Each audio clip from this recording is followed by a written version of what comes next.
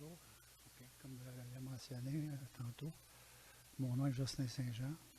Puis je vais vous donner mon témoignage de conversion dans la vie chrétienne, puis mon parcours au service du Seigneur dans les différentes églises que j'ai fréquentées depuis un peu plus de 40 ans. Les 20 premières années de ma vie, j'ai grandi à Mirabel, Saint-Scolastique, dans une ferme agricole où mon père était producteur laitier, éleveur de bovins et de porc, et faisait aussi la production de sirop d'érable. Je suis le deuxième d'une famille de 6 enfants. J'ai 4 sœurs et un frère. Nous étions une famille unie où nos parents nous communiquaient les valeurs chrétiennes telles que l'amour de Dieu, l'amour du prochain, l'entraide et plus.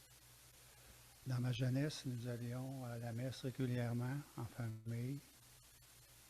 Ma première communion et ma confirmation, ce qui en a résulté que tout cela, que Jésus-Christ était un homme parfait et un modèle à suivre pour mener une vie chrétienne équilibrée, mais je n'étais pas prêt à l'accepter dans ma jeunesse. Je n'étais pas rendu là, comme on dit. Mes parents étaient vraiment un modèle de vie pour nous en nous inculquant les valeurs chrétiennes au meilleur de leur connaissance par leur façon de vivre. Un petit peu plus tard, en 1979, après la ferme, mon père et moi avons décidé de partir en commerce dans un commerce de viande à Sainte-Sophie, c'est-à-dire une salaison. Les 3 années qui suivirent ont été difficiles et peu à peu les choses se stabilisèrent, mais en février 82, mon commerce passe au feu avec des pertes assez importantes et la semaine précédente, après 5 mois de mariage, ma femme me quitte. C'est après ces événements désastreux que j'ai commencé à chercher Dieu, car je savais que lui seul pouvait m'aider dans ces épreuves et me rétablir dans une situation normale. J'ai recommencé à aller à la messe régulièrement, cherchant une direction précise pour rétablir mon mariage et mes affaires. Je m'attendais un petit peu à une révélation spéciale, style Moïse qui parlait à Dieu. J'avais vu des films de ce genre-là, puis j'écoutais ça. Mais c'est pas mal que ça s'est passé. En tout cas, ça a bien passé pareil. 6 mois plus tard, je rouvre mon commerce et essayé de reconstruire mon mariage. Puis en octobre 82, un nouveau client qui est venu pour acheter un morceau de viande et que celle-ci prenait un temps de préparation d'une demi-heure. En commençant à préparer son morceau de viande, je lui offre une cigarette et il me dit, depuis que j'ai accepté Jésus-Christ comme sauveur et Seigneur de ma vie, je ne fume plus, je ne bois plus, puis je ne frappe plus ma femme. Là, j'ai dit, wow! À ce moment, comment réagir devant une certaine situation? Hors de l'ordinaire pour moi. Il continuait.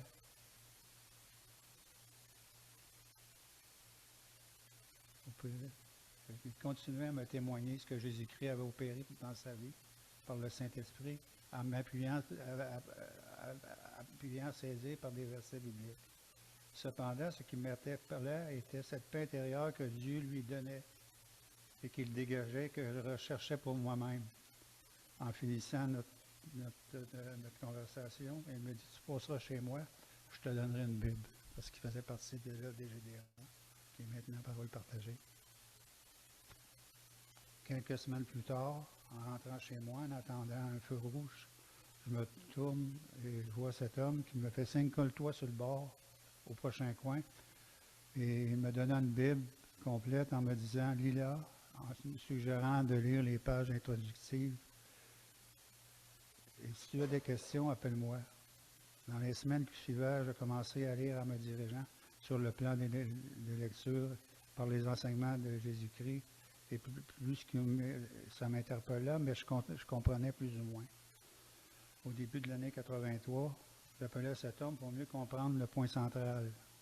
Il me donna un rendez-vous à son église à Saint-Jérôme, au 38 rue Labelle, où le pasteur était M. René Hainaut. Et lors de ces rencontres, je voulais lui démontrer que l'Église catholique était mieux que l'Église évangélique. Mais celui-ci me répondait toujours par des vérités bibliques qui pointaient vers Jésus-Christ comme Sauveur et Seigneur Celui qui reconnaissait son œuvre parfaite de rédemption à la croix devenait son disciple et hériterait de la vie éternelle. Je réfléchis à cela le mois suivant et lors d'un baptême, il y eut un appel à la repentance et c'est à ce moment-là que j'acceptai Jésus-Christ comme Sauveur et Seigneur. Durant le mois qui suivit, je fis le maître et son disciple, série de 15 leçons qui préparent au baptême. Et en automne suivant, je passais pour les eaux du baptême.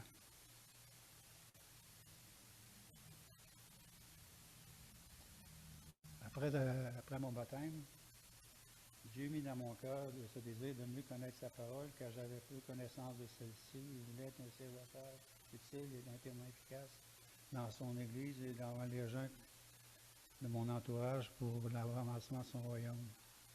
Pendant les 3 années qui suivirent, j'ai suivi un cours, une série de discipulats basés sur Colossiens 2,7, que je vais vous lire en commençant par le verset 6.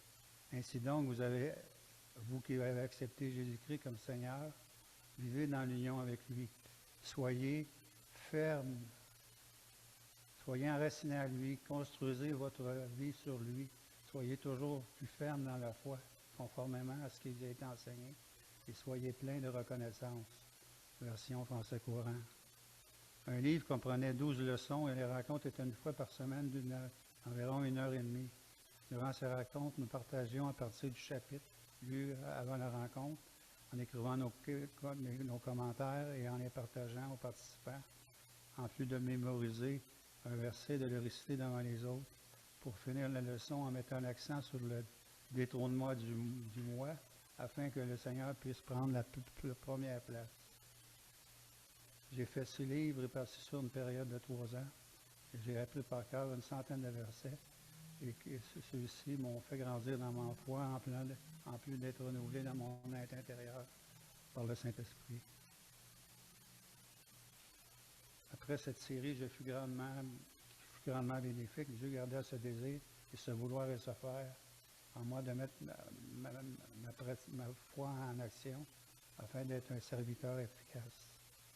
Je suis joint à l'Association internationale des Gédéons, qui est maintenant parole partagée mondialement dans le secteur Basse-Laurentide pour distribuer les Saintes Écritures dans les endroits publics de notre région et aussi de donner notre témoignage personnel afin de faire connaître Christ au plus grand nombre.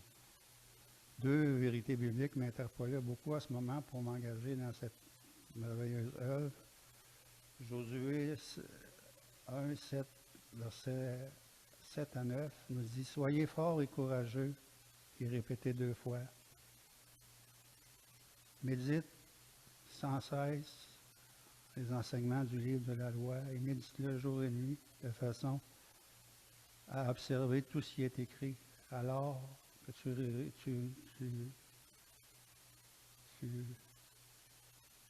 réussiras dans tes projets et tes projets réussiront. Un autre verset qui m'a interpellé aussi pour poursuivre dans cette œuvre, c'est 2 Timothée 2,5 qui dit « Efforce-toi d'être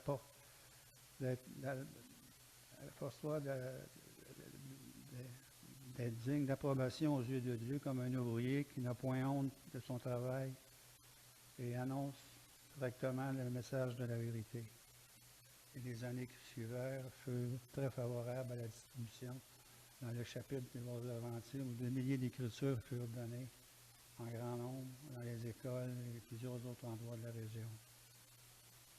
Entre-temps, je voulus mieux connaître la parole de Dieu que je distribuais et j'entrepris des études théologiques à l'Institut biblique Laval où je fis un certificat à cette école. J'ai voulu approfondir mes connaissances bibliques. Je rencontrais le comité de l'Église de Saint-Jérôme en 1989 pour avoir le hockey de poursuivre mes études de bac en théologie, mon bac en théologie à la faculté de théologie évangélique. Pourquoi j'ai choisi la faculté de théologie évangélique? Parce que j'avais commencé mon certificat à IBL. C'est parce qu'à cette époque, IBL ne donnait pas le baccalauréat. C'est pour ça que je suis allé étudier là. En fait, en résumé de ces 12 années passées à cette église furent très bénéfiques. Je peux résumer ça en 3 mots, 3 phrases. Je faisais mon travail séculier, je faisais des études bibliques à l'église locale et aussi en terminant à l'école biblique. Et aussi, je me prenais du temps aussi pour la distribution des Saintes Écritures dans la région. En janvier 1995, je me suis joint à l'église de Sainte-Rose quand j'ai déménagé à les résidences pour étudiants, l'IBL, voulant me rapprocher de mon travail séculier et poursuivre mes études en débutant une maîtrise en théologie pratique à Montréal. Je me suis joint à cette église de Sainte-Rose, l'église FM de Sainte-Rose, connaissant le pasteur Philippe Bonicel qui me proposait à mon arrivée de me joindre au comité pastoral et participer aux activités régulières de l'Église. Cependant, 5 mois après mon arrivée, j'ai passé un examen médical. J'ai été diagnostiqué pour une maladie sévère, le rein, qui m'amenait à faire 3 traitements de dialyse par semaine, de 5 heures de temps chacun. C'était environ 20 heures par semaine à l'hôpital. C'était comme un travail à temps partiel. Puis, de ce fait, j'ai été obligé de réduire mes activités pastorales à cette église-là. Et aussi le travail séculier. Et en 1996, quelques mois plus tard, j'ai commencé, en octobre 1996, j'ai commencé à faire ces 3 traitements de dialyse de 5 heures chacun, 3 fois par semaine, qui ont duré 4 ans consécutifs. Ces 4 années furent extrêmement difficiles physiquement, d'automne 1996 à juillet 2000. Constamment, je faisais des crises d'hypertension sévère maligne et ma pression se situait c'était pas rare qu'elle était à 90 sur 110.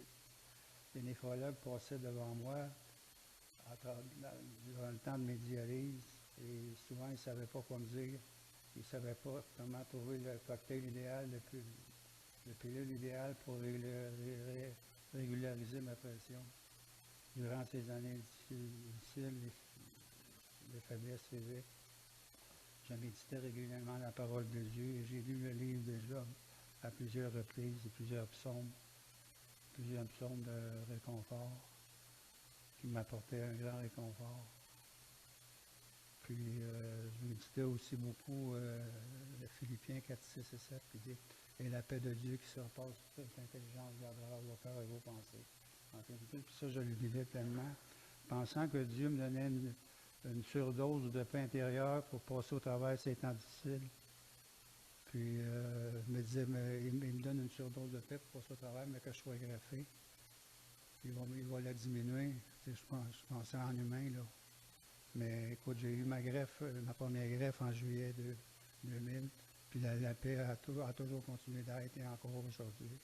Des fois, on a des pensées humaines, puis on limite Dieu dans son action, mais Dieu, contrairement à nous, on est limité, mais Dieu est illimité, puis il nous donne toujours ce qu'il faut en son temps pour passer au travers les temps difficiles.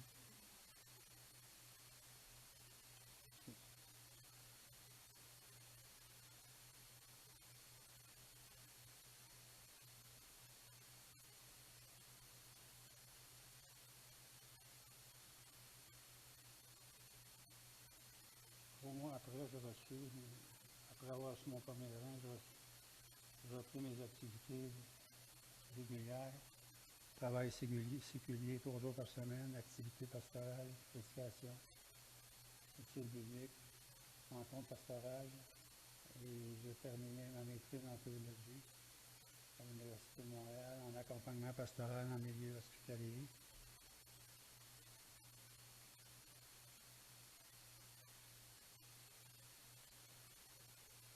J'ai pu terminer aussi ma maîtrise pour partir de l'église de Sainte-Rose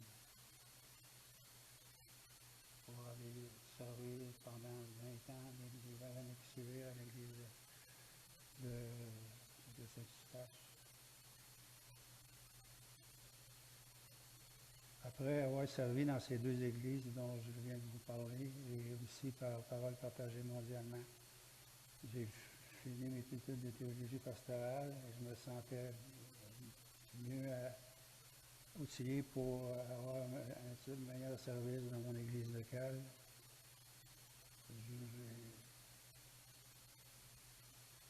J'avais la joie de servir et le Saint-Esprit travaillait dans la communauté pastorale. Okay. À Saint-Eustache, je faisais beaucoup d'accompagnement pastoral, qui était mon activité principale, avec des rencontres de chaque chrétien et non-chrétiens qui venaient à l'Église, les aider à cheminer dans leur foi par des rencontres personnelles, des rencontres par petits groupes, et en travaillant avec l'outil par excellence, la parole de Dieu, qui interpelle celui ou celle qui la consulte, sans oublier la prière. Une saison par année, je donnais le cours Projet de Dieu qui prépare au baptême et l'intégration dans l'Église locale par 15 rencontres. Aussi, je préparais des études bibliques et des enseignements de toutes sortes. Et j'ai fait plusieurs livres de la Bible, tels que plusieurs épîtres de l'apôtre Paul, l'épître aux Hébreux, les épîtres de Pierre, Jean-Jacques, et plusieurs autres dans l'Ancien Testament, le psaume, quelques psaumes aussi, le psaume 119, et le livre de l'Ecclésiaste et encore, sans oublier quelques thèmes bibliques que j'ai pu apporter à l'Église. Mais entre ça, en été 2012, j'ai perdu mon premier greffon, et ça pour 3 mois, j'ai fait 3 mois de dialyse avant de recevoir mon deuxième greffon en septembre 2012. Ce qui réduit mon activité pastorale pour une période de 4 mois. L'Église a tellement prié pour moi que j'ai eu une deuxième greffe de rein à travers cette chirurgie réussie. Le Seigneur me fit revenir comme un aigle qui reprend son envol pour continuer à le servir comme auparavant. Ça a été comme un regain de vie. Puis il m'a vraiment fortifié et m'a vraiment redonné une qualité de vie. J'ai repris mes activités pastorales avec énergie et détermination pour les 12 autres années que j'ai servi à Saint-Eustache. En mars 24, j'ai pris la décision de prendre une retraite pastorale car j'étais rendu dans l'épuisement. Puis, par son église de Saint-Eustache. Par l'église de Saint-Eustache, j'ai eu un grand mystère et ma contribution à l'avancement du royaume de Dieu dans cette région. Je termine par un verset qu'on connaît tous, que Paul, dans ses derniers chapitres de livre, donne une application pratique qui dit « Ainsi donc, frères, montrez-vous fermes et inébranlables, soyant toujours plus zélés pour accomplir l'œuvre du Seigneur, puisque vous savez que le travail que vous réalisez dans l'union avec le Seigneur n'est pas en vain. » C'est ça que j'avais à vous partager, mon service que j'ai eu pendant à peu près 40 ans. Et si j'ai pu continuer à le servir, que j'ai pu, c'est par sa grâce. Continuer. Merci beaucoup d'avoir écouté.